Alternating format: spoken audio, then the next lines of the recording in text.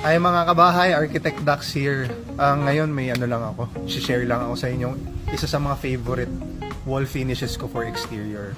At ayun ang wood form concrete or ang board form concrete. Ayun, nakikita nyo. Ngayon, lapitan natin for closer look.